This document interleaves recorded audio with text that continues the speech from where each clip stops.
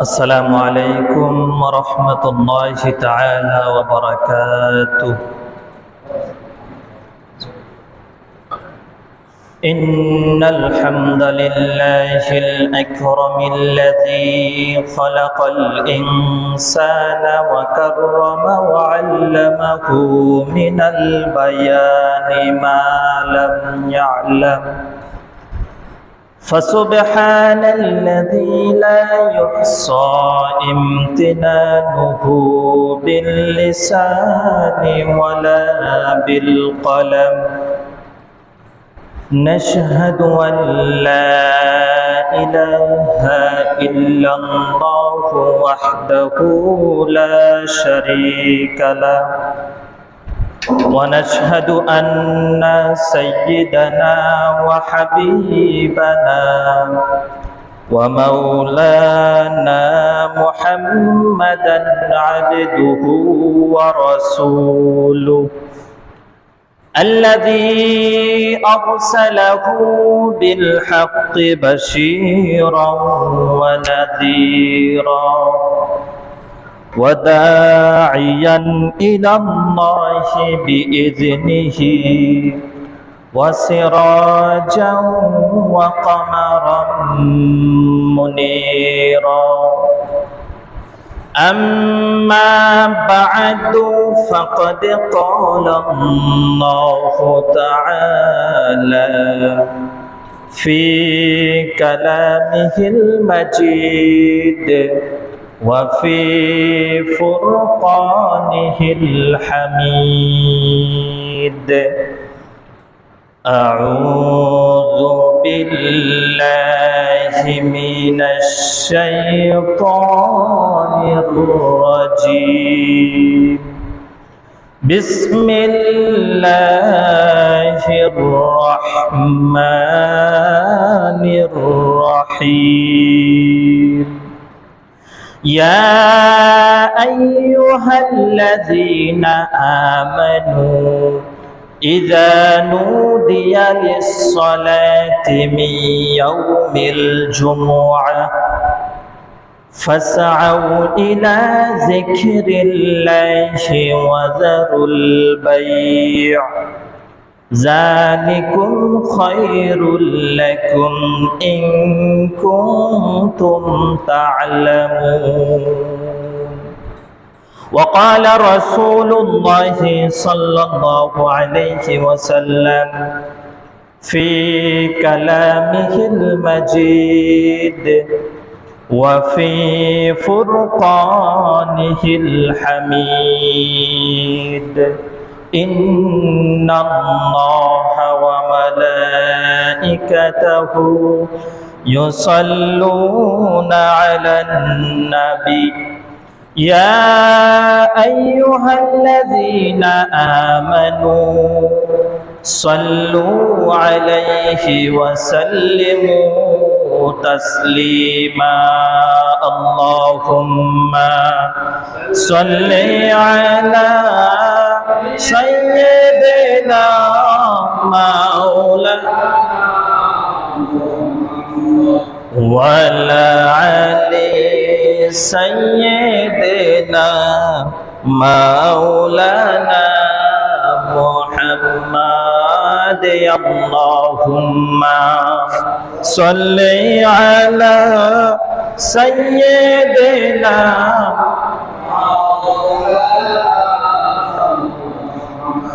وعلى آله سيدنا مولانا لا ضد ولا ند ولا حد لمولاه، لا ضد ولا ند ولا حد لمولاه، الآن كما كان ولا وقت زوالا. اللهم صل على سيدنا مولانا محمد وعلى آله سيدنا مولانا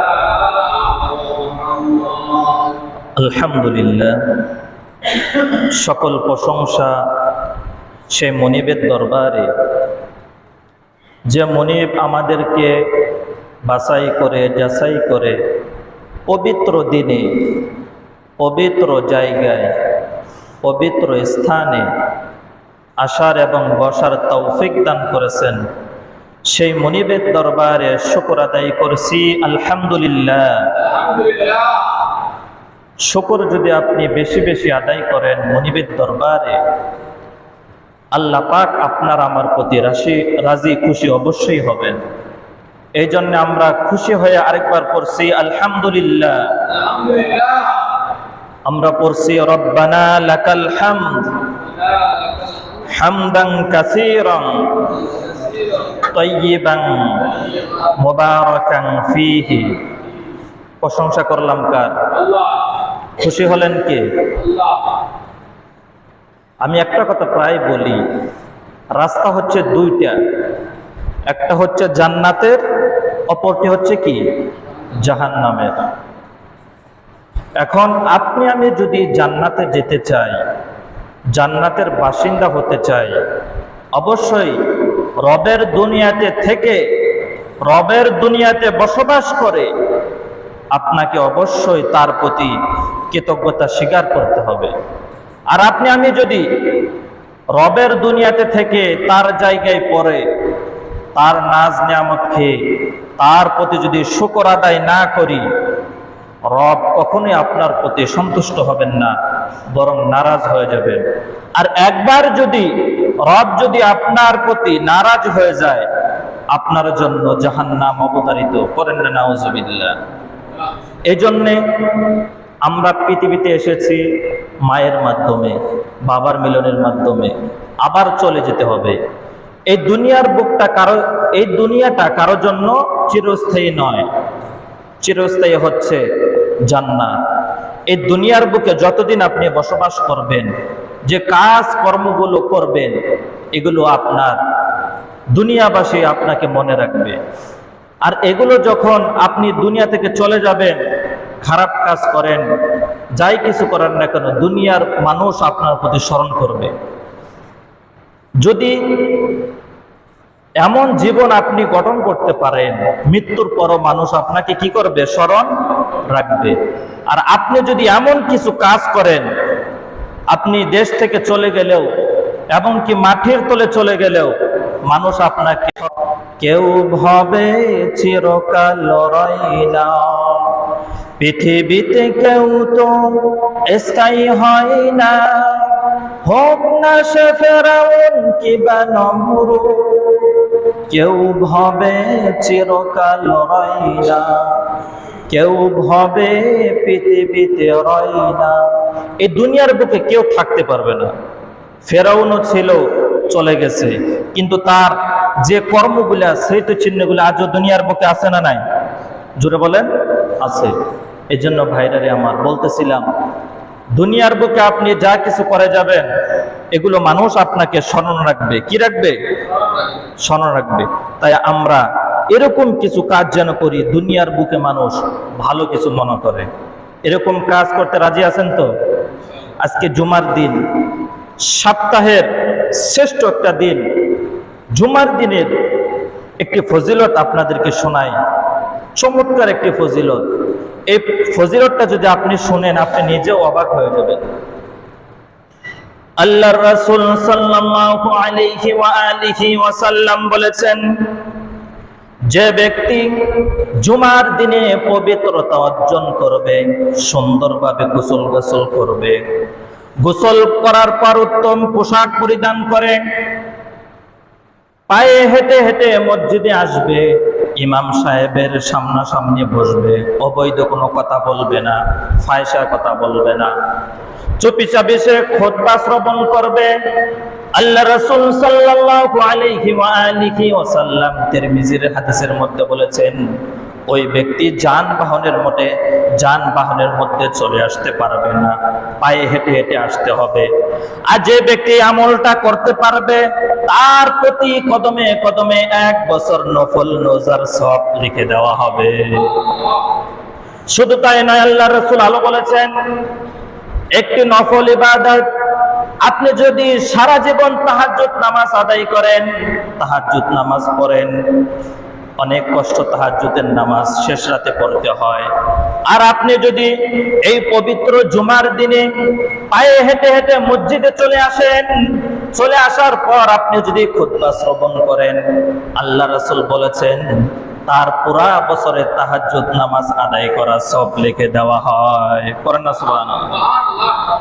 জুমার দিনের 13টি সুন্নাত রয়েছে।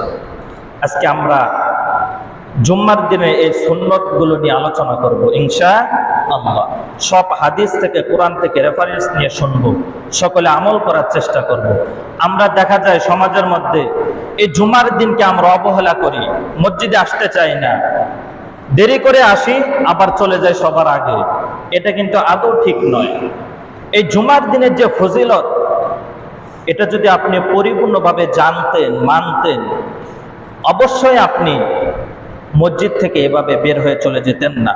চলুন আমরা 1 নাম্বার পয়েন্ট শুনি। জুমার দিনে যে প্রথম ফজিলত, জুমার দিনে প্রথম সুন্নাহ হচ্ছে ফজরের নামাজ জামাতে আদায় করা। কি করা? 1 নাম্বার ফজিলত হচ্ছে ফজরের যে নামাজটা রয়েছে ওইটা জামাতের সহিত আদায় করতে হবে।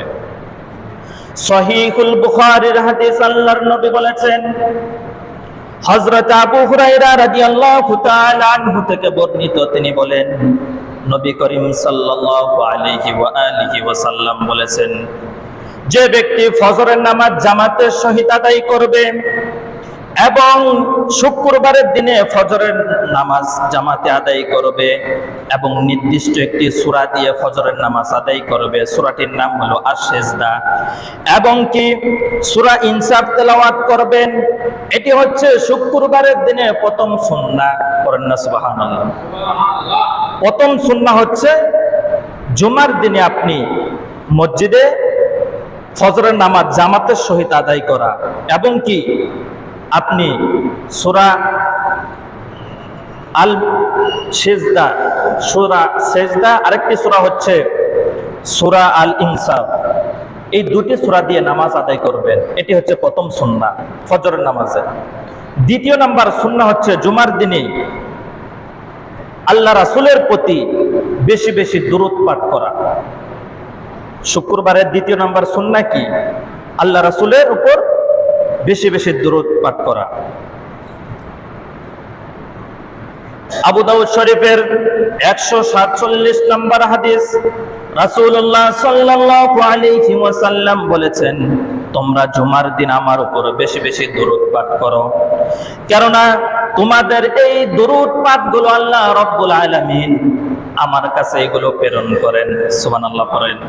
আল্লাহ রাসূল বলতেছেন তোমরা কি করো? শুক্রবারের দিনে বেশি বেশি দুরূদ পাঠ করো, কারণ এই দুরূদ পাঠগুলা আল্লাহ রাসূলের রওজায় এগুলো পেশ করা হয়। পড়েন না সুবহানাল্লাহ। আপনারা আমার জীবনের একটি দুরূদ যদি আল্লাহ কবুল করে নেয় তাহলে আমাদের জন্য জান্নাত, ঠিক কি না?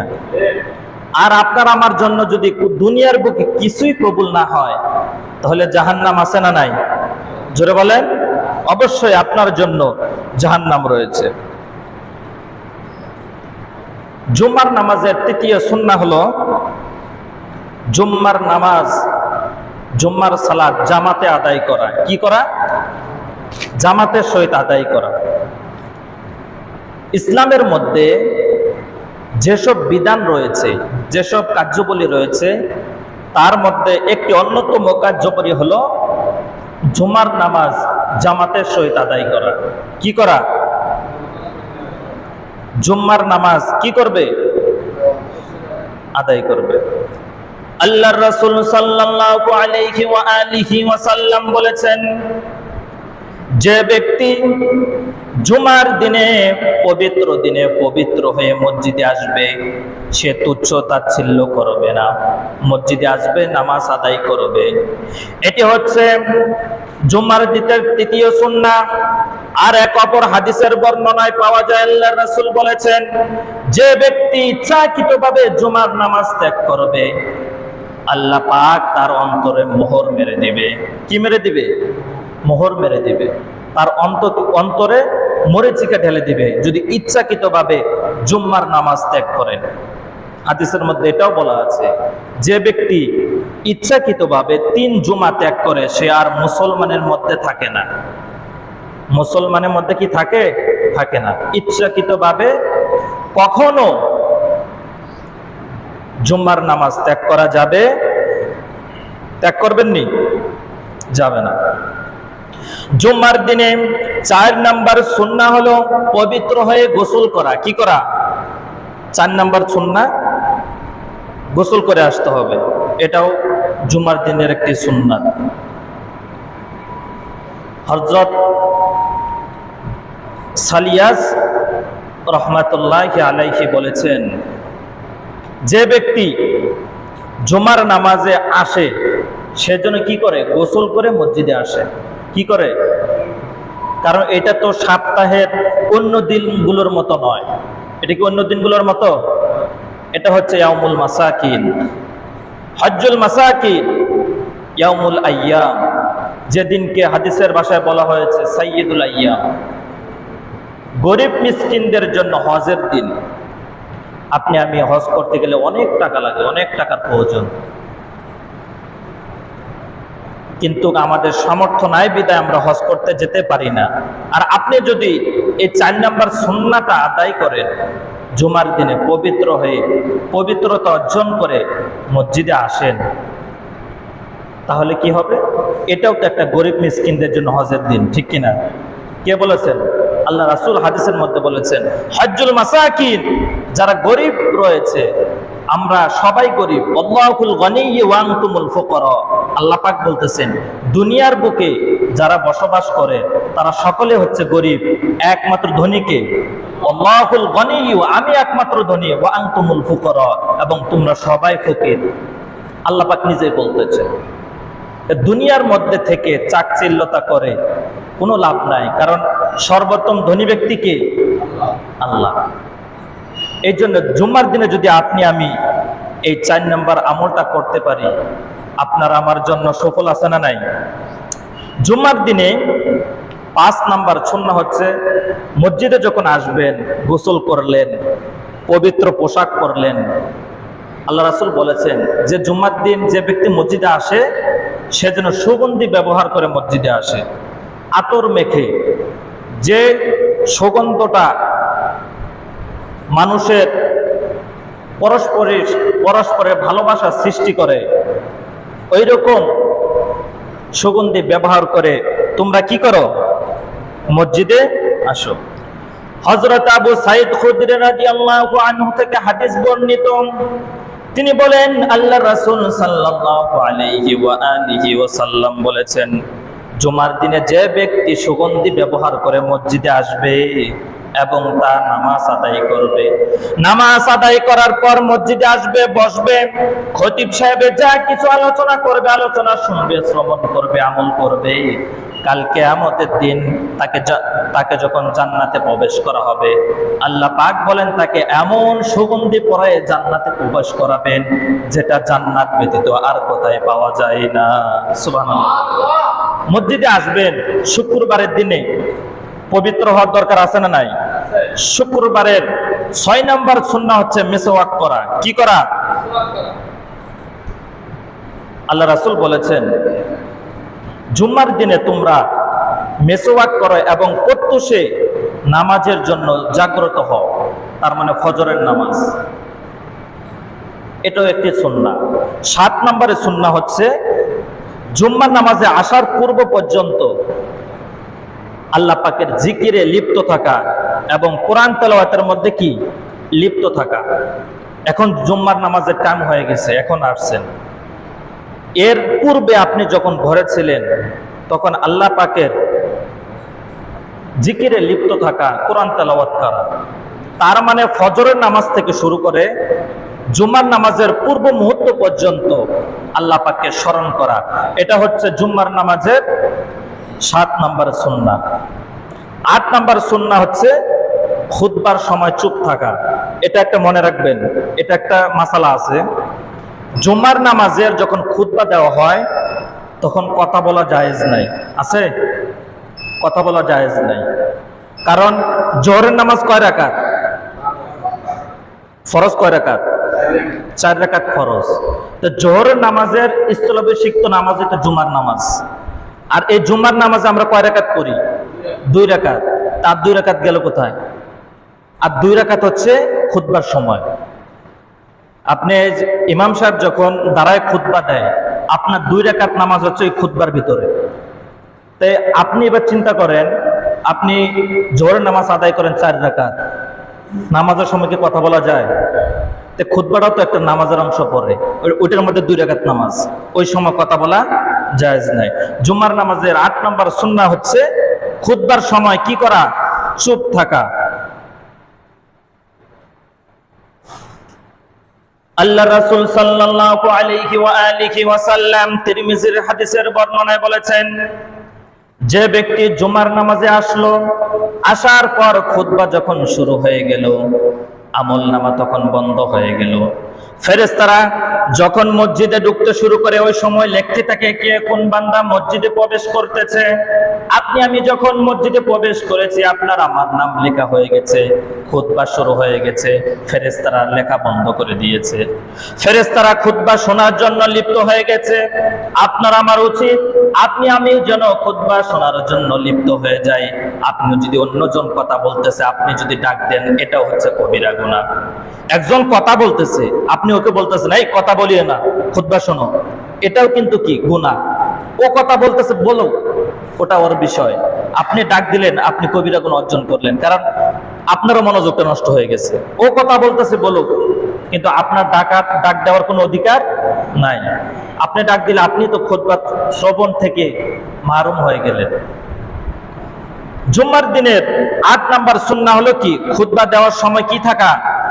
কেউ কথা বলবেন না, সর্বদা কি থাকবেন? চুপ থাকবেন।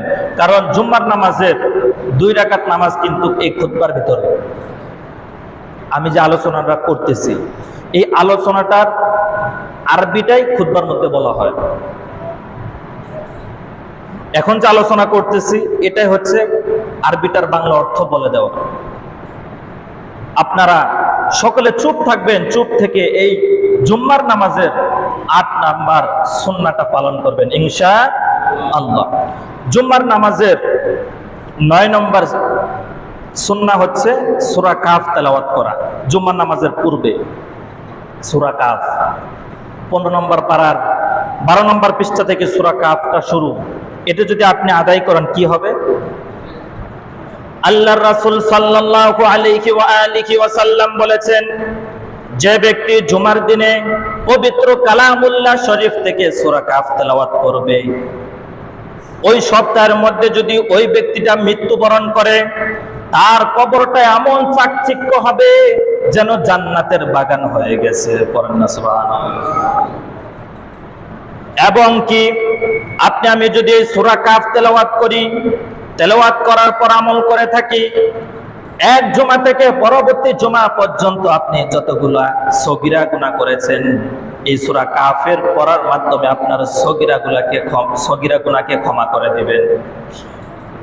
সূরা কাফের আরেকটা বৈশিষ্ট্য হচ্ছে, আল্লাহ রাসূল হাদিসের মধ্যে বলেছেন, জুমার নামাজের পূর্বে শুক্রবারে ফজর নামাজের পর যে ব্যক্তি সূরা কাফটা তেলাওয়াত করবে, সে দাজ্জালের ফিতনা থেকে রক্ষা পাবে। পড়েন না সুবহানাল্লাহ। এই যুগটা সামনে আসতেছে।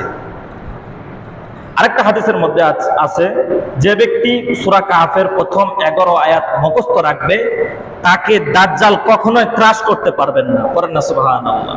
আপনাকে আমাকে ধোঁকা দিতে পারবে। আর যে ব্যক্তি এই সূরা কাফটা মুখস্থ আছে, তাকে কখনোই ওই দাজ্জাল যখন আসবে, আবির্ভূত হবে, তখন আপনাকে বশ করতে পারবে না। ওই সময় দেখবেন, আপনি আমি দেখব, অনেক বান্দা দাজ্জালের কবলিতে পড়ে গেছে। অনেক ইমানদার বান্দাও তার পক্ষ হয়ে কথা বলবে।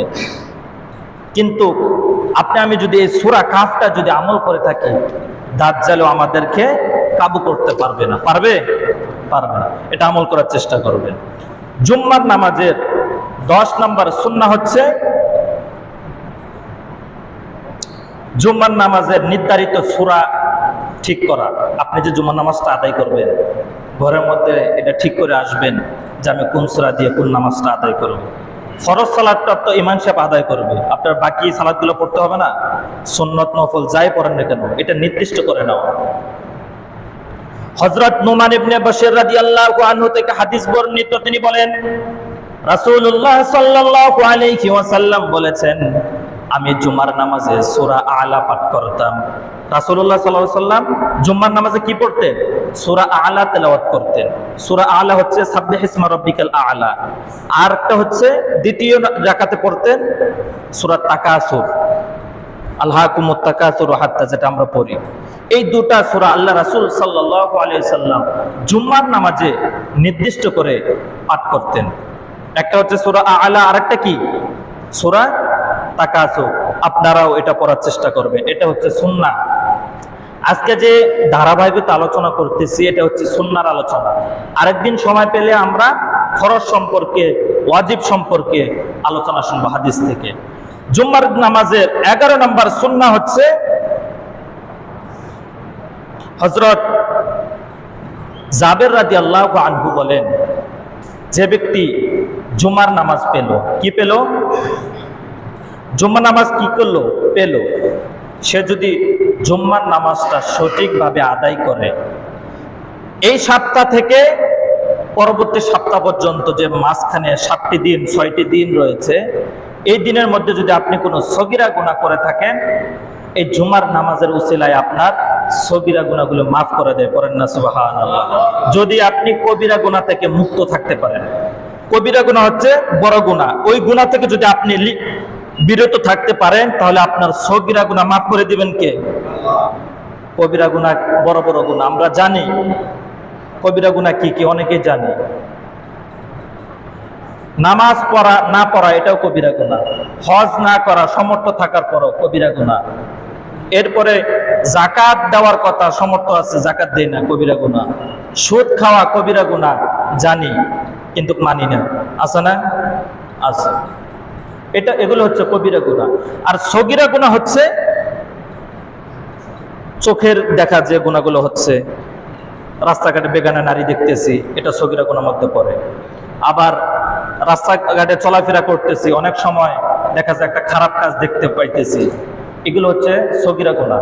সগীরা গুনাহ থেকে যদি, কবিরা গুনাহ থেকে যদি আপনি মুক্ত থাকতে পারেন, তাহলে এই সপ্তাহের মধ্যে আপনার যত সগীরা গুনাহ হয়েছে, এক সপ্তাহ থেকে আরেক সপ্তাহ পর্যন্ত আপনার সগীরা গুনাহ মাফ করে দিবেন কে? জোরে বলেন। যদি আপনি কবিরা গুনাহ থেকে মুক্ত থাকতে পারেন, কি থাকতে পারেন? মুক্ত থাকতে পারেন। জুমার দিন হাদিসের মধ্যে এসেছে, জুমার দিন কবরে আযাব মাফ থাকে। পড়েন না সুবহানাল্লাহ। জুমার দিনে 14 নম্বর সুন্নাহ কি? এই দিনে কবরে আযাব মুক্ত থাকে। আমরা দেখতে পাইতেছি মসজিদের সামনে কবর আছে না নাই? আছে না নাই? যার কবরে আযাব হচ্ছে, শুক্রবারের দিন বন্ধ রয়েছে, আপনারা বিশ্বাস রাখতে হবে।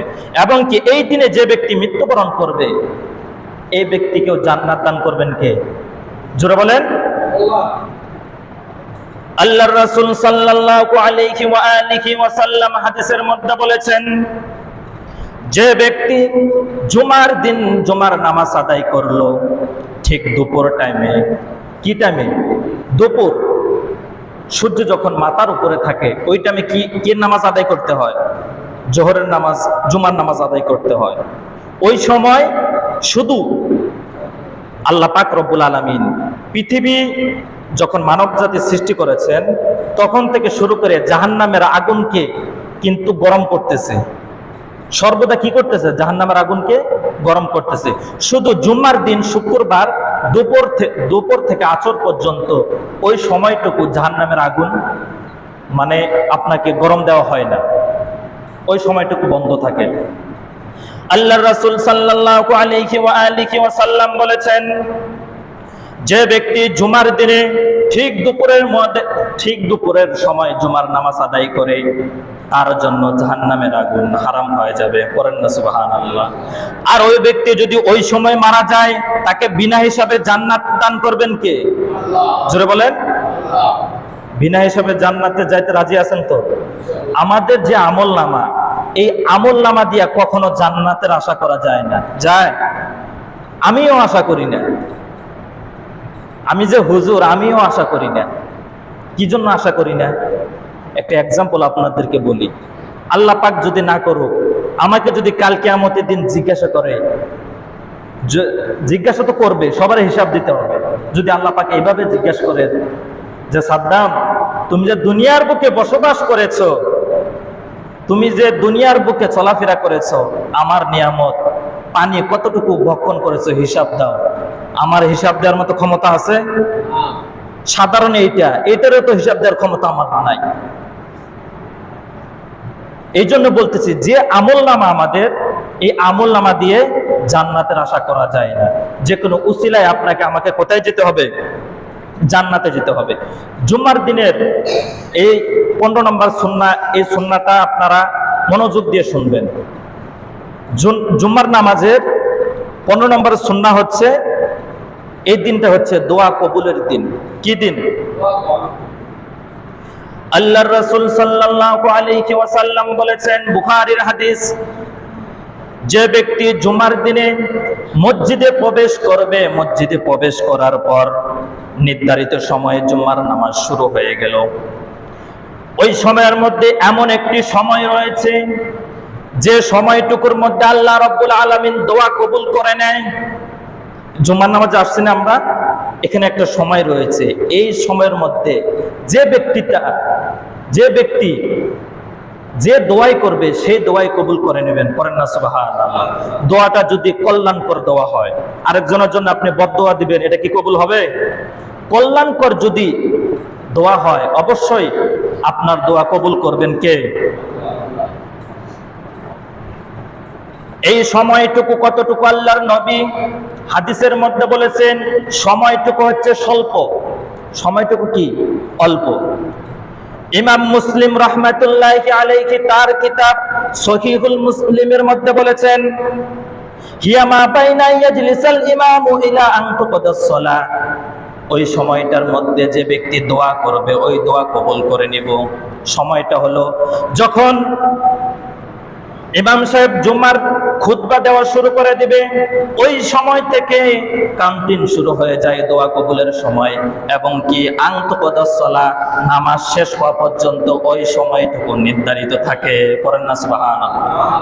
তার মানে ইমাম সাহেব যখন খুতবা শুরু করবে, তখন থেকে এটা কাউন্টিং শুরু হয়ে যায় দোয়া কবুলের সময়, এবং এটা নির্ধারিত থাকে কোন সময় পর্যন্ত? নামাজ শেষ হওয়া পর্যন্ত এই সময়টুকু আপনার জন্য অবধারিত থাকে। আর আমরা এই সময়টুকুর মধ্যে একজন আরেকজনের সাথে কথা বলি, নাড়াচাড়া করি, এটা আদৌ ঠিক না। আপনি কি চাবেন? মনে মনে আল্লাহর কাছে চাইলে কবুল করবেন কে? দুইটি কাউন্টিং পাওয়া যায়, রিওয়ায়াতের মধ্যে দুইটি সময় পাওয়া যায়। আরেকটি সময় হচ্ছে ফালতামিসুহা ইখওয়ানিহি বাদাল আসর। আসরের নামাজের পর থেকে মাগরিবের নামাজের আগ পর্যন্ত ওই সময়টুকু আল্লাহ রাব্বুল আলামিন আপনি যে দোয়া করবেন কবুল করবেন কে? সময় কয়টা? দুইটা। শুক্রবার একটি হচ্ছে ইমাম সাহেব যখন খুতবা দেওয়া শুরু করবে, ওই সময় থেকে নামাজ শেষ হওয়া পর্যন্ত। আরেকটি সময় হচ্ছে আসরের নামাজ আদায় করে মাগরিবের নামাজের আগ পর্যন্ত। আপনি এই সময় যে দোয়া কবুল করবেন কে? আপনি আমি অনেক পেরেশানিতে রয়েছে, অনেক অভাবে রয়েছে, অনটনে রয়েছি, আল্লাহর কাছে চাইতে হবে না? চাইতে হবে না? আল্লাহর কাছে চাইলে না আপনি পাবেন। আমরা চাবো কিভাবে? আমরা তো সালাতে আদায় করি না, সালাতের মাধ্যমে তো চাইতে হবে। চাইতে হবে না? আজকে জুমার দিন, এখনো অনেক মানুষ বাইরে ঘোরাফেরা করতেছে, মসজিদে আসে নাই, আসে না? একটা যে পবিত্র দিন হজ্জুল মাসাকিন, এই দিনও মসজিদে আসি না, আপনি আমার জন্য কি একটা হতে পারে? জাহান্নাম ছাড়া আর কোনো কিছুর রাস্তা নাই। এই জন্য বলতেছি, নামাজ পড়ুন, নামাজের মাধ্যমে আল্লাহর কাছে প্রার্থনা করুন, কবুল করবেন কে? রাস্তাঘাটে অনেক মানুষ দেখা যায় নামাজের জন্য আহ্বান করলে আসে না, মসজিদ ফাঁকা পড়ে থাকে, মসজিদ আসে না। এত সুন্দর মসজিদ, মুসল্লি নাই, লাভ কি? এই মসজিদে তো আপনার বিরুদ্ধে কিয়ামতের দিন নালিশ করবে যে আমাকে বানাইছিল অনেক জাকজমাত করে, কিন্তু বান্দারা নামাজ পড়ে না। কিন্তু আমরা নামাজ পড়ি না, মসজিদে আসি না। একজন আরেকজনকে জিজ্ঞাসা করলে বলে এখনো বয়স হয়নি নামাজ পড়ার। নামাজ পড়ার কি বয়স আছে? আমি তোমাকে জিজ্ঞাসা করতে চাই, হে যুবক, তুমি নামাজে আসো না কেন? যুবক আমাকে উত্তর দেয়, হুজুর নামাজ পড়বো কেমনে, অসুস্থতার কারণে নামাজ পড়তে পারি নাই। আমি তোমাকে বলতে চাই, ও হে যুবক, তুমি কি হযরত আইয়ুব আলাইহিস সালাম এর থেকে বেশি অসুস্থ ছিলে নাকি? আমি তোমাকে জিজ্ঞাসা করি, ও হে বাবা, তুমি কেন মসজিদে আসো না, মসজিদে নামাজ পড়তে আসো না? তুমি আমাকে উত্তর দাও। দায়িত্ব রাজত্ব বাহার কারণে নামাজ পড়তে পারি নাই। আমি তোমাকে প্রশ্ন করতে চাই, ও হে বাবা, তুমি কি হযরত সুলাইমান আলাইহিস সালাম এর থেকে বেশি রাজত্বশালী ব্যক্তি নাকি? আমি তোমাকে জিজ্ঞাসা করি, ও হে বোন, তুমি কেন নামাজে আসো না? তুমি আমাকে উত্তর দাও, হুজুর অত্যাচারী স্বামীর কারণে নামাজ পড়তে পারি নাই। আমি তোমাকে বলতে চাই, ও হে বোন, তুমি কি বিবি আসিয়া রাদিয়াল্লাহু আনহা তার স্বামী ফেরাউন এর চেয়েও বেশি অত্যাচারী স্বামী পেয়েছো নাকি? আমি তোমাকে বলতে চাই, ও হে মা, তুমি নামাজ পড়ো না কেন? তুমি আমাকে উত্তর দাও, হুজুর সাংসারিক কাজকর্মের কারণে নামাজ পড়তে পারি নাই। আমি তোমাকে বলতে চাই, ও হে মা, তুমি কি মা ফাতেমা রাদিয়াল্লাহু আনহা তার থেকেও বেশি সংসারিক ব্যক্তি নাকি? না না না, নামাজের জন্য কোনো অজুহাত চলবে না।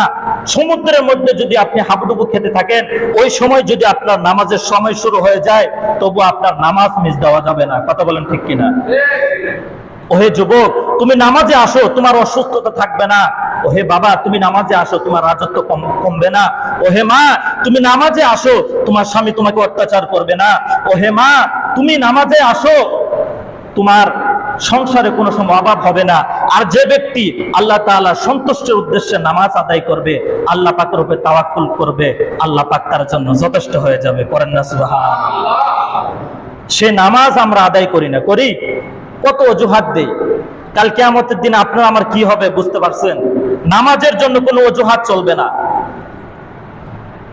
আমলনামা শুরু হয়ে যাবে, আমলনামা শেষ হয়ে যাবে, কিন্তু নামাজের মধ্যে কোনো অজুহাত লাগবে না।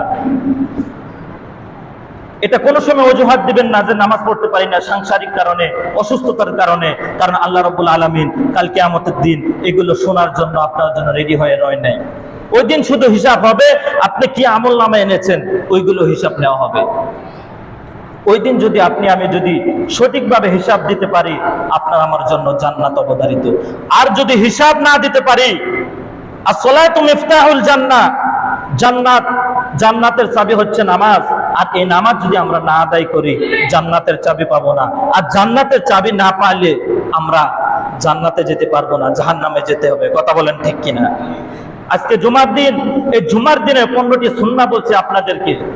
এই 15টি সুন্নাহ আমাদের সকলকে আমল করার তৌফিক দান করুক। সকলে পড়ে আমিন। সকলকে 5 ওয়াক্ত নামাজ জামাতের সহিত আদায় করার তৌফিক দান করুক। সকলে পড়ে আমিন। ওয়া আখিরু দাওয়ানা আলহামদুলিল্লাহি রাব্বিল আলামিন। যারা সুন্নাত পড়েন নাই 4 রাকাত কাবলা জমা পড়ে নিন।